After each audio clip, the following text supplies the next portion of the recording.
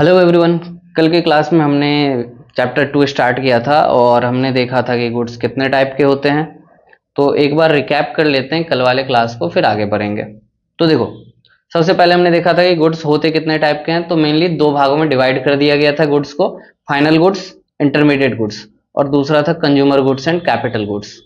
फिर हमने इसको देखा था कि फाइनल गुड्स होता क्या है। तो फाइनल गुड्स का मतलब ऐसा गुड्स जो अपना प्रोडक्शन बाउंड्री लाइन क्रॉस कर चुका है और रेडी टू यूज है।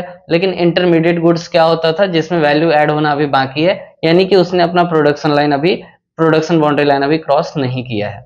वहीं पे जब हम बात करते हैं कंज्यूमर गुड्स की, तो कंज्यूमर गुड्स वो गुड्स होता है जिसको कंज्यूमर के द्वारा यूज किया जाता है, हाउस होल्ड पर्पस के लिए यूज किया जाता है, जिसका मकसद कोई इन्वेस्टमेंट नहीं होता है, कोई अर्निंग नहीं होता है, कोई वैल्यू एडिशन नहीं होता है। लेकिन वहीं पे कैपिटल गुड्स जो होता है वो किसके द्वारा यूज किया जाता है, फर्म के द्वारा यूज किया जाता है, प्रोड्यूसर के द्वारा यूज किया जाता है, जिसका मकसद क्या होता है, कैपिटल गुड्स से कुछ ना कुछ अर्निंग करना होता है। जैसे कि अगर हम एक टीवी खरीद रहे हैं अपने घर के लिए, तो वो हमारा कंज्यूमर गुड्स हो जाता है। वहीं पे किसी ऑर्गेनाइजेशन में टीवी लगाया उन्होंने, तो वो क्या होता है, हमारा कैपिटल गुड्स होता है। फिर हमने देखा था कि प्रोड्यूसर गुड्स कितने टाइप के होते हैं। तो प्रोड्यूसर गुड्स दो टाइप के होते हैं, तुम कैपिटल गुड्स और इंटरमीडिएट गुड्स रख लो, रेवेन्यू गुड्स से अच्छा होता है। इंटरमीडिएट गुड्स, कैपिटल गुड्स और इंटरमीडिएट गुड्स वो गुड्स हो जाएगा जो raw material as a raw material use हो रहा है या फिर एज ए फ्यूल यूज हो रहा है। कोई भी चीज जो किसी वैल्यू एडिशन में हेल्प करता है वो हमारा इंटरमीडिएट गुड्स होता है, और उसका जो लाइफ स्पैन होता है वो लेस देन 1 ईयर होता है। लेकिन जो कैपिटल गुड्स होता है उसका life span more than 1 year होता है। ठीक है। फिर हमने देखा था कि सेक्टर्स कितने होते हैं, 4 सेक्टर होते हैं, house hold sector, firm sector, government और फॉरेन सेक्टर को होता है। ये हम आगे के चैप्टर में पढ़ेंगे। ठीक है। फिर हमने देखा था कि कंज्यूमर गुड्स कितने टाइप का होता है। तो 4 टाइप का कंज्यूमर गुड्स होता है। पहला होता है ड्यूरेबल गुड्स, दूसरा सेमी ड्यूरेबल गुड्स, तीसरा नॉन ड्यूरेबल एंड चौथा सर्विस। ये 4 चीजें होता है। ड्यूरेबल गुड्स जो 1 साल 2 साल या उससे ज्यादा चले। सेमी ड्यूरेबल जो होता है वो 1 साल या फिर 1 साल से थोड़ा ज्यादा भी चल सकते हैं, 1 साल से कम भी चल सकता है, जिसके सेवरल यूज होते हैं, मल्टीपल यूज होते हैं। बट जब हम नॉन ड्यूरेबल की बात करते हैं तो नॉन ड्यूरेबल का सिंगल यूज प्रोडक्ट बोला जाता है, ये एक ही बार यूज किया जाता है इस प्रोडक्ट को। और सर्विस का कोई एग्जिस्टेंस नहीं होता है, ये हमारे सेटिस्फैक्शन के लिए होता है। जैसे कि तुम बस में बैठ के कहीं एक जगह से दूसरे जगह जाते हो, मूवी सिनेमा देखने जाते हो, सिनेमा हॉल में जाके मूवी जाके देखते हो। फिर हमने देखा था कि आई इज इक्वल टू क्या होता है, डेल्टा के होता है। I is equal to delta K, यानी कि investment is equal to change in stock of fixed assets. ठीक है। उसके बाद है इन्वेस्टमेंट कितने टाइप के होते हैं। तो इन्वेस्टमेंट दो टाइप का होता है, एक होता है फिक्स्ड इन्वेस्टमेंट और दूसरा होता है इन्वेंटरी इन्वेस्टमेंट। फिक्स्ड इन्वेस्टमेंट का मतलब हो गया कैपिटल एक्सपेंडिचर, जैसे ही किसी ऑर्गेनाइजेशन के अंदर जो फिक्स एसेट्स लगा हुआ है वो फिक्स इन्वेस्टमेंट होगा, और जो उन्होंने सेल करने के लिए रखा हुआ है, जो फिनिश गुड्स है, जो वर्क इन प्रोग्रेस है, या फिर जो रॉ मटेरियल है, वो इन्वेंटरी इन्वेस्टमेंट होता है। ये इंटरमीडिएट गुड्स की श्रेणी में आता है। ठीक है, इतना तक हमने पढ़ लिया है। आज हम क्या पढ़ने वाले हैं, आज की क्लास में हम पढ़ेंगे कि ग्रॉस इन्वेस्टमेंट, नेट इन्वेस्टमेंट में क्या डिफरेंस है और डेप्रिसिएशन क्या होता है। चलो, ग्रॉस इन्वेस्टमेंट,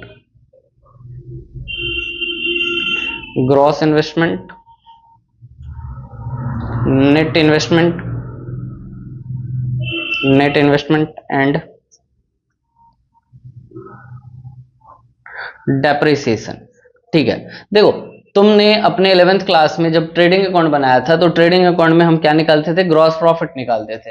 और ग्रॉस प्रॉफिट में से हम पीएल अकाउंट में लेके जाते थे ग्रॉस प्रॉफिट को। फिर जितना भी इनडायरेक्ट एक्सपेंस माइनस होता था, जितना भी इनडायरेक्ट एक्सपेंस होता था उसको माइनस कर लेते थे, जितना भी इनकम होता था उसको ऐड कर लेते थे, फिर जाके हमें क्या मिलता था, नेट प्रॉफिट मिल जाता था। उसी तरह से यहाँ पे ग्रॉस इन्वेस्टमेंट, यानी कि टोटल हमारे देश में कितना इन्वेस्टमेंट है, उसमें से अगर हम डेप्रिसिएशन माइनस कर लें तो हमारे पास क्या बचेगा, नेट इन्वेस्टमेंट बच जाएगा। ठीक है। तो ग्रॉस में से जब हम डेप्रिसिएशन को माइनस कर लेते हैं, वैसे डेप्रिसिएशन हमारे पीएल अकाउंट में भी आता था, तो हमने देखा था डेप्रिसिएशन का मतलब क्या होता है कि हमारे एसेट्स के वैल्यू में किसी भी तरह से कमी आना ही डेप्रिसिएशन कहलाता है। और डेप्रिसिएशन को तुम ऐसा भी बोल सकते हो कि कंजम्पशन ऑफ फिक्स एसेट्स। ये जो डेप्रिसिएशन होता है इसको हम क्या बोलते हैं, कंजम्पशन ऑफ फिक्स्ड एसेट्स, क्योंकि जब हम कोई एक बिस्किट का पैकेट खरीदते हैं जो नॉन ड्यूरेबल गुड्स होता है, उसको जब हम यूज करते हैं तो उसका सिंगल यूज होता है, हमें पता चलता है कि वो खत्म हो रहा है। लेकिन जब हम ड्यूरेबल गुड्स को यूज करते हैं तो पता नहीं चलता है कि हम इसका इस्तेमाल कर रहे हैं, बट उसके वैल्यू में कमी आती है।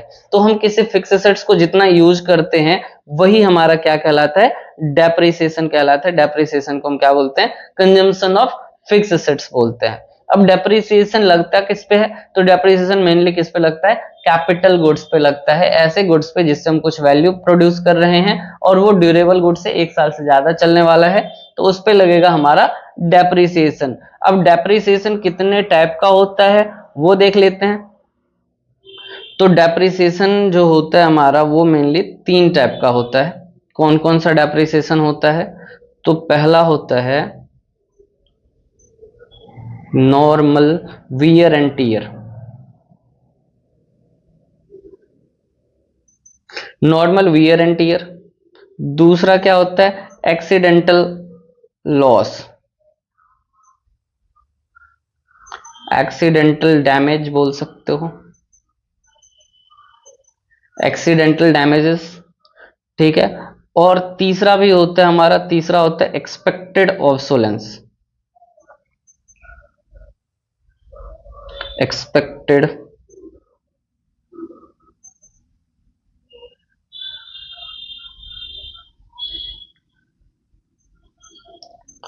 ऑब्सोलेंस। देखो, एक होता है एक्सपेक्टेड और एक अनएक्सपेक्टेड ऑब्सोलेंस भी होता है, इसको एक एक करके देखते हैं। तो normal wear and tear, normal wear and tear का मतलब क्या हो गया कि जब भी हम किसी गुड्स को यूज करते हैं तो उसमें थोड़ा बहुत टूट फूट होता है, थोड़ा बहुत चेंजिंग आता है। जैसे कि तुमने एक नया मोबाइल खरीदा, क्या 2 साल बाद भी वो नया मोबाइल सेम ही रहेगा?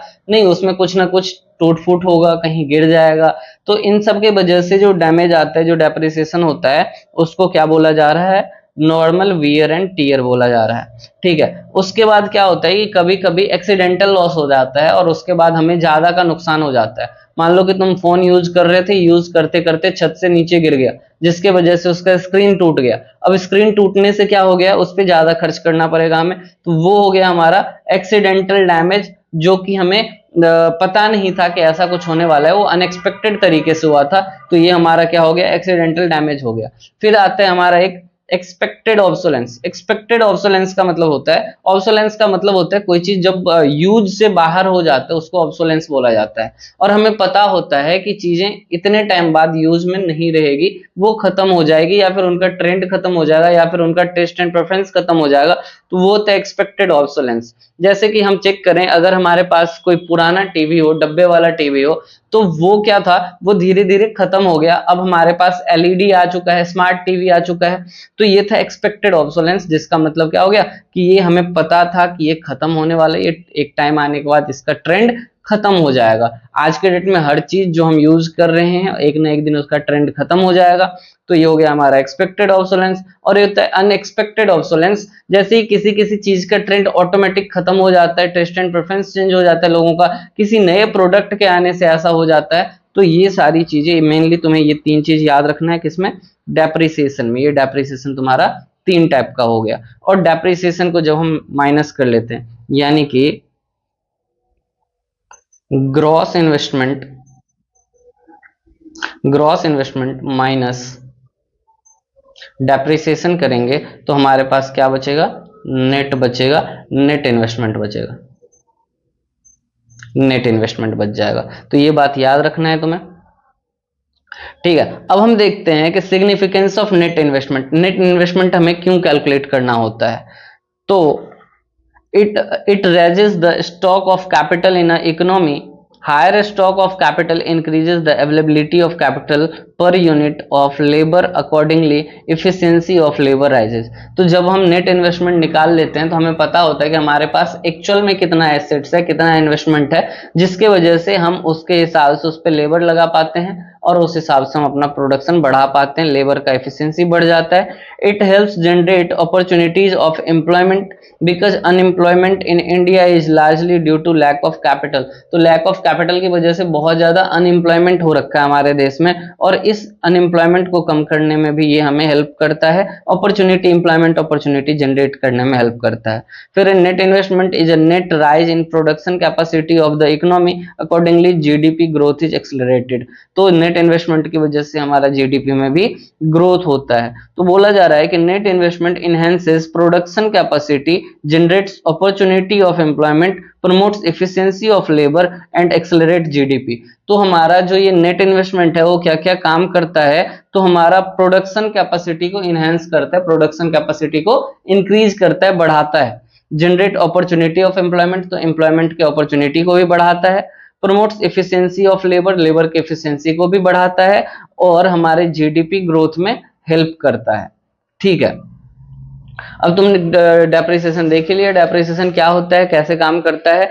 डेप्रिसिएशन को हम क्या बोलते हैं, डेप्रिसिएशन को हम बोलते हैं कंजम्पशन ऑफ फिक्स एसेट्स। और ये होता कितने टाइप का है, 3 टाइप का होता है मेनली। कहीं कहीं तुम्हें यहाँ पे ना इफ्लक्स ऑफ टाइम भी दिखेगा, जो एक्सपेक्टेड ऑब्सोलेंस है उसके बाद इफ्लक्स ऑफ टाइम भी दिखेगा, तो अलग अलग बुक में है, बट मतलब सबका सेम ही होता है। ठीक है, GDP depreciation reserve fund refers to that fund which the producers keep for replacement of investment. तो डेप्रिसिएशन रिजर्व फंड की बात हो रहा है। इसी तरह से तुमने अपने 11th क्लास में अकाउंट्स में पढ़ा था क्या, प्रोविजन फॉर डेप्रिसिएशन। प्रोविजन हम बना के रखते थे पहले से, क्योंकि हमें पता होता था कि ये एसेट्स कितना दिन चलेगा, उसका हमें एस्टिमेटेड लाइफ होता था। उसी तरह से हम रिजर्व फंड बना के रख लेते हैं डेप्रिसिएशन का, ताकि जब हमारा ये एसेट्स खराब हो जाए, खत्म हो जाए, तो उसके रिप्लेसमेंट में जो हमारा नया एसेट्स आएगा उसके लिए हमें अलग से पैसे लाने की जरूरत नहीं पड़ेगी, हम उसी रिजर्व फंड से यूज कर लेंगे। ठीक है, यहां तक क्लियर है। अब हम आते हैं आगे। आगे हमारा नेक्स्ट कॉन्सेप्ट कौन सा है, कॉन्सेप्ट नंबर 4, इसका नाम है स्टॉक एंड फ्लो कॉन्सेप्ट। ये सबसे ज्यादा इंटरेस्टिंग कॉन्सेप्ट है, स्टॉक्स एंड फ्लो। अभी देखो स्टॉक एंड फ्लो कॉन्सेप्ट क्या होता है, तो तुम्हें पता होगा स्टॉक क्या होता है, और फ्लो का मतलब भी पता होगा। अब स्टॉक का मतलब क्या होता है कि जब कोई चीज हम at a point of time पे कैलकुलेट करते हैं कि अभी हमारे मोबाइल में कितना परसेंट बैटरी है, अभी हमारे मोबाइल में कितना परसेंट बैटरी है, तो ये क्या हो जाएगा, हमारा स्टॉक हो जाएगा। क्योंकि एट अ टाइम हम चेक कर रहे हैं, पॉइंट ऑफ टाइम पे चेक कर रहे हैं, तो जब हम पॉइंट ऑफ टाइम पे चेक करेंगे किसी चीज को, तो वो क्या कहलाएगा, हमारा स्टॉक कहलाएगा। वहीं पे जब हम पीरियड ऑफ टाइम की बात करें, पीरियड ऑफ टाइम की बात करें, तो वो क्या कहलाएगा, फ्लो कहलाएगा। जैसे कि अगर मैं तुमसे पूछूं कि अभी तुम्हारे जेब में कितना रुपया है, तो अभी तुम्हारे जेब में जितना रुपया है वो हो गया तुम्हारे पास मनी का स्टॉक। लेकिन मैं तुमसे पूछूं कि तुमने खर्च कितने किए, इस 2025 में तुमने कितने रुपए खर्च किए, तो जो तुमने 2025 में कितने रुपए खर्च किए, ये क्या हो जाएगा, फ्लो कॉन्सेप्ट हो जाएगा। इसका मतलब हो गया कि हम टोटल इस 3 महीने में हमने, 4 महीने में हमने इतना पैसा खर्च किया। लेकिन at a point of time जब हम कैलकुलेट करते हैं, तो वो क्या होता है, हमारा स्टॉक होता है। उसी तरह से अगर हम चेक करें कि अभी टंकी में कितना पानी है, वो क्या कहलाएगा, स्टॉक कॉन्सेप्ट पर कहलाएगा। लेकिन पूरे दिन में टंकी से कितना पानी का इस्तेमाल हुआ है, वो क्या कहलाएगा, फ्लो कॉन्सेप्ट कहलाएगा। ठीक है, याद रहेगा ये चीज। Flow is a quantity measured over specific period of time. तो एक स्पेसिफिक पीरियड ऑफ टाइम में हम किसको कैलकुलेट करते हैं, फ्लो को कैलकुलेट करते हैं। और at a point of time पे हम किसको कैलकुलेट करते हैं, स्टॉक को कैलकुलेट करते हैं। ठीक है, चलो अब आगे देखते हैं इसमें और क्या है। सेक्टर्स ऑफ इकोनॉमी, अभी मैंने सुबह कुछ कुछ टाइम पहले तुम्हें बताया था कि हमारे इकोनॉमी में कितने सेक्टर होते हैं, 4 सेक्टर होते हैं। कौन कौन से, house hold sector, government sector, firm, producer sector, वही फर्म हो गया, और फिर एक्सटर्नल सेक्टर यानी कि फॉरेन सेक्टर। ठीक है, तो ये 4 तरह के सेक्टर्स होते हैं। चलो देख लो, पहला होता है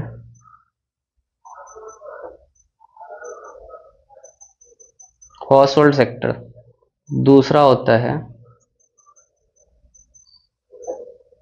प्रोड्यूसर सेक्टर, तीसरा होता है गवर्नमेंट सेक्टर, और चौथा होता है हमारा external sector. External external sector, या फिर हम इसको फॉरेन सेक्टर भी बोलते हैं, फॉरेन सेक्टर। ठीक है, अब देखो यहाँ पे ना इकोनॉमी को दो भागों में बांटा जाता है। इकोनॉमी को दो भागों में बांटा जाता है, एक होता है क्लोज्ड इकोनॉमी और एक होता है ओपन इकोनॉमी। अब क्लोज्ड इकोनॉमी और ओपन इकोनॉमी का मतलब क्या है वो समझो। तो जब हम किसी प्रोडक्ट को अपने ही देश में सेल कर रहे हैं, अपने ही देश में सेल कर रहे हैं, तो वो क्लोज्ड इकोनॉमी के अंदर आ जाएगा। जैसे कि हाउस होल्ड हमने किसी फर्म को बेच दिया, किसी हाउस होल्ड को बेच दिया, गवर्नमेंट सेक्टर को बेच दिया, तो ये तीनों ही अपने इंडिया के अंदर ही हो रहा है। तो जब हम सिर्फ इन तीनों की बात करें ना, तो ये क्या कहलाएगा, हमारा क्लोज्ड इकोनॉमी कहलाएगा।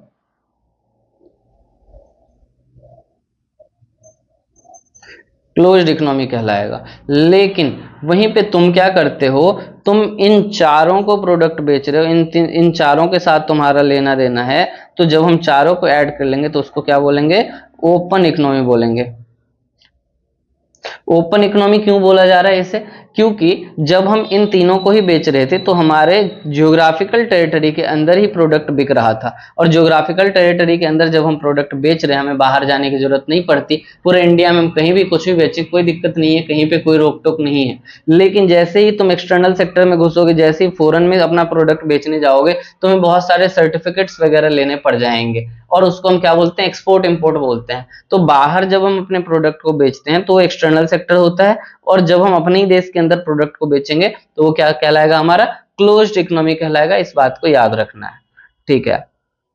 वैसे तुम्हारे सिलेबस में जितना पढ़ाया गया है वो सिर्फ हाउस होल्ड सेक्टर है, हाउस होल्ड सेक्टर है और प्रोड्यूसर सेक्टर है, उससे ज्यादा तुम्हारे सिलेबस में नहीं है। सिर्फ यही दो हैं, हाउस होल्ड सेक्टर और प्रोड्यूसर सेक्टर, ठीक है। इसके बाद आता है हमारा इंटरसेक्टरल फ्लो। तो इंटरसेक्टरल फ्लो में हम इसी दो सेक्टर के बीच में फ्लो चेक करेंगे कि हाउस होल्ड सेक्टर और प्रोड्यूसर सेक्टर के बीच में किस तरह से फ्लो होता है, ठीक है। आ जाओ,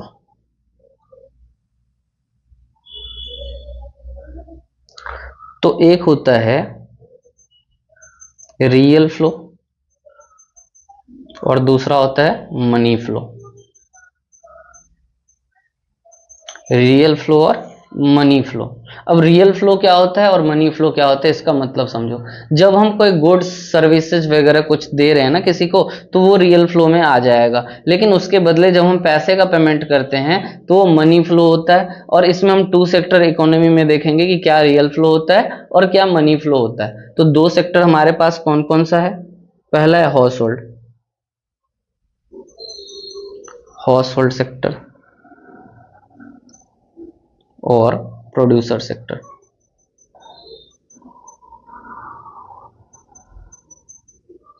चलो, तो ये हाउस होल्ड सेक्टर हो गया और ये हो गया producer sector.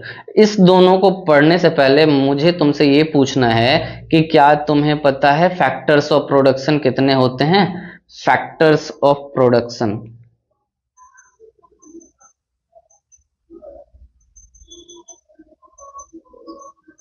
Factors of production अगर तुम्हें पता है तो कमेंट में बताओ, नहीं पता है तो अभी मैं बताऊंगा। तो तुम्हें पता है फैक्टर्स ऑफ प्रोडक्शन, हाँ, चार होते हैं। पहला होता है लैंड, लेबर, लैंड लेबर। तीसरा होता है कैपिटल और चौथा होता है एंटरप्रेन्योर।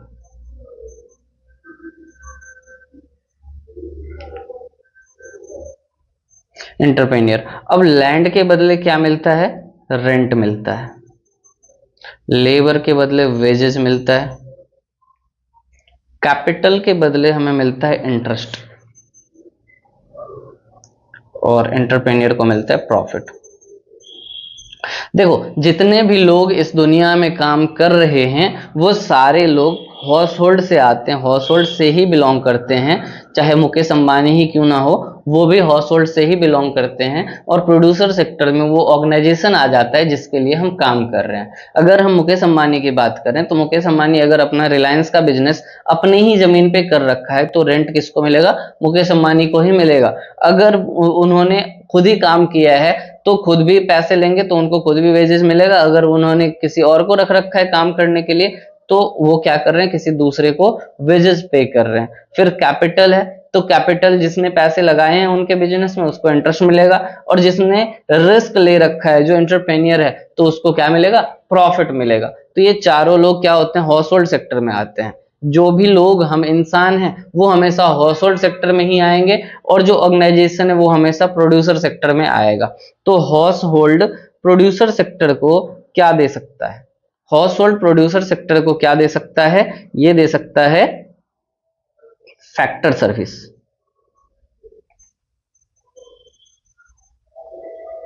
यानी कि लैंड, लेबर, कैपिटल, ये चार चीज दे सकता है। और ये जो सर्विस दिया जा रहा है ना, इस सर्विस को हम क्या बोलते हैं? रियल फ्लो बोलते हैं। रियल फ्लो बोलते हैं। अब हमने हाउस होल्ड ने प्रोड्यूसर सेक्टर को रियल फ्लो तो दिया, फैक्टर सर्विस तो दिया, यानी कि लैंड, लेबर, कैपिटल, एंटरप्रेन्योर, ये चार चीज दिया, लेकिन इसके बदले प्रोड्यूसर सेक्टर फ्री में तो लेगा नहीं। तो प्रोड्यूसर सेक्टर क्या करते हैं इसके बदले? वो भी कुछ देता है हमें। इसके बदले हमें क्या मिलता है? तो रुपया मिलता है, मनी, कैश मिलता है। यानी कि रेंट, अगर हमने लैंड दे रखा है प्रोड्यूसर सेक्टर को, रेंट मिलेगा। अगर हम वहां पे काम करने जा रहे हैं तो हमें मजदूरी मिलेगा। अगर हमने पैसे लगाए हैं तो इंटरेस्ट मिलेगा, और अगर हमने रिस्क लिया है तो हमें प्रॉफिट मिलेगा। तो यहाँ पे प्रोड्यूसर क्या कर रहा है? पे कर रहा है किसको? हाउस होल्ड सेक्टर को। इसको क्या बोलते हैं हम? मनी फ्लो बोलते हैं। मनी फ्लो बोलते हैं। तो इस तरीके से रियल फ्लो और मनी फ्लो काम करता है। लेकिन जरूरी तो नहीं ना कि हर हमेशा प्रोड्यूसर सेक्टर ही सर्विस ले और वो पैसे दे हाउस होल्ड को। ऐसा भी तो होता है कि हम हाउस होल्ड वालों को भी प्रोड्यूसर की रिक्वायरमेंट होती है, प्रोड्यूसर से कुछ खरीदने की रिक्वायरमेंट होती है। तो जब हम प्रोड्यूसर से सर्विस लेते हैं, प्रोड्यूसर से क्या सर्विस लेते हैं? तो गुड्स या फिर सर्विसेज खरीदते हैं। प्रोड्यूसर से हमने गुड्स और सर्विसेज खरीदा, और बदले में हमने क्या दिया? पैसे दिया। तो ये क्या हो गया? मनी फ्लो हो गया। चलो मैं तुम्हें एक एग्जांपल से ये रियल फ्लो और मनी फ्लो अच्छे से समझा देता हूं ताकि कोई दिक्कत ना रहे। चलो आ जाओ। देखो ये है अपना चिंटू,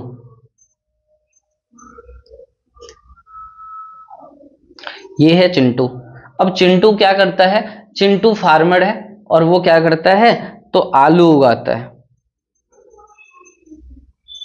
आलू उगाता है, आलू का प्रोडक्शन करता है, और आलू का प्रोडक्शन करके उसने अपना आलू किसको बेच दिया? उसने अपना आलू बेच दिया लेज कंपनी को। अब ये फार्मर है, इसने लेज कंपनी को आलू दिया है, तो इसको क्या बोला जाएगा? इसको बोला जाएगा रियल फ्लो। इसको बोला जाएगा रियल फ्लो, क्योंकि यहां पे इस बंदे ने इसको आलू दिया है। अब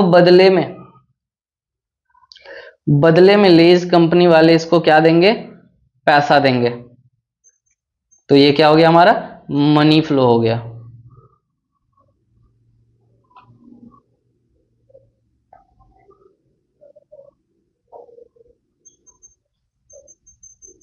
मनी फ्लो हो गया, ठीक है। अब इसी चिंटू का लड़का, इसी चिंटू का बेटा लेज कंपनी से क्या करता है? तो लेज खरीद के लाता है,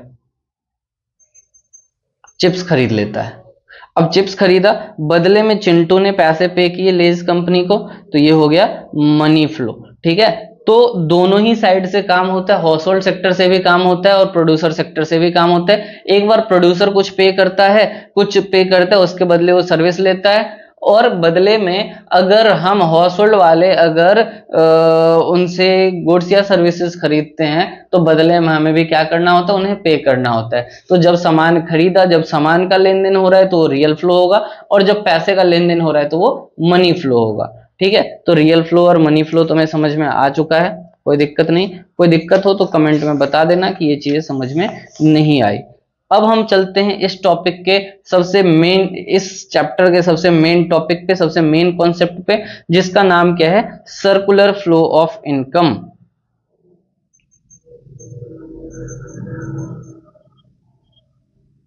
फ्लो ऑफ इनकम। अच्छा एक बात बताओ, हम क्या करते हैं, तो कमाते हैं, पैसे कमाते हैं, प्रोडक्शन करते हैं, तो एक बार पैसे कमाने के बाद वो पैसा क्या हमारी जिंदगी भर चल सकता है? नहीं चलता है। तो उसके लिए हमें क्या करना होता है, बार बार काम करना होता है, बार बार प्रोडक्शन करना होता है। प्रोडक्शन करते हैं, पैसे कमाते हैं, खर्च कर देते हैं, फिर से प्रोडक्शन करते हैं, फिर से पैसे कमाते हैं, फिर से खर्च कर देते हैं। तो यही काम होता है यहाँ पे सर्कुलर फ्लो ऑफ इनकम में। यानी कि सबसे पहले हम करते हैं यहाँ पे प्रोडक्शन। प्रोडक्शन प्रोडक्शन होगा, प्रोडक्शन में इनकम जनरेट किया जाएगा। प्रोडक्शन होगा तो प्रोडक्शन से इनकम जनरेट होगा।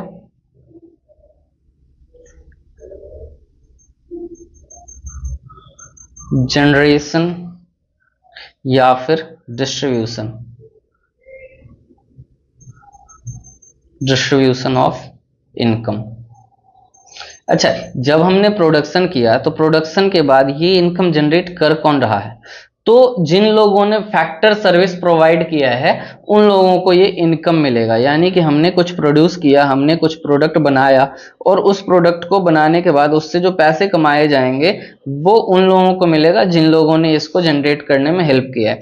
जैसे कि तुम किसी कंपनी में जाते हो, किसी कंपनी में देखते हो कि लोग वहां पे जाके काम करते हैं, मेहनत करते हैं, कुछ लोग शेयर मार्केट में पैसे लगाते हैं, कुछ लोग अपना बिजनेस स्टार्ट करते हैं, ठीक है, कुछ लोग अपने बिजनेस, अपनी जमीन पे लोगों को बोलते हैं कि ठीक है आप बिजनेस कर लो। तो इन सबको पैसे मिल जाते हैं, लैंड वाले को रेंट मिल जाएगा, लेबर वाले को वेजेस मिल जाएगा, जो जिन लोगों ने कैपिटल लगाया उनको इंटरेस्ट मिल जाएगा, और जिसने बिजनेस स्टार्ट किया उसको प्रॉफिट मिल जाएगा। जब इन लोगों के पास ये सारा चीज आ जाएगा तो ये लोग क्या करने वाले हैं, उस पैसे को कर देंगे ये खर्च। ठीक है, इसको बोला जाता है डिस्पोजिशन, डिस्पोजिशन या फिर एक्सपेंडिचर, एक्सपेंडिचर। ठीक है, तो यहाँ पे हम अपने इनकम को कर लेते हैं डिस्पोज, और डिस्पोज करने के बाद क्या होता है कि हमारा इनकम हो जाता है खत्म। यानी कि जो पैसे हमने कमाए थे वो पैसा खत्म हो गया, और फिर से हमें क्या करना पड़ेगा, हमें करना पड़ेगा प्रोडक्शन, फिर से लेबर मजदूरी करना पड़ेगा, फिर यहाँ पे प्रोडक्शन होगा, उस प्रोडक्शन को बेच के यहाँ पे पैसे कमाए जाएंगे, और फिर पैसे कमाने के बाद फिर से वापस से हम कहाँ आ जाएंगे, तो उस इनकम को डिस्पोज कर लेंगे, खर्च कर लेंगे अलग अलग जगह पे, और फिर से ये काम चलता रहेगा। तो इसी को बोला जाता है सर्कुलर फ्लो ऑफ इनकम। इन चीजों को याद कर लेना कि प्रोडक्शन, फिर होता है जनरेशन ऑफ इनकम, फिर होता है डिस्ट्रीब्यूशन ऑफ इनकम। ठीक है, प्रोडक्शन किस चीज का करते हैं, तो यहाँ पे हम गुड्स और सर्विसेज, दोनों ही चीजों का प्रोडक्शन कर सकते हैं। ठीक है, तो यहां तक क्लियर है। इस चैप्टर में और भी कुछ नहीं है। ठीक है, तो सर्कुलर फ्लो ऑफ इनकम तुम्हारा समझ में आ गया, ये चैप्टर हो चुका है ओवर। अगर तुम्हें ये चैप्टर अच्छा लगा पढ़ने में, ये वीडियो समझ में आई, तो चैनल को सब्सक्राइब कर लो और अपने दोस्तों को भी शेयर कर दो। Thank you so much.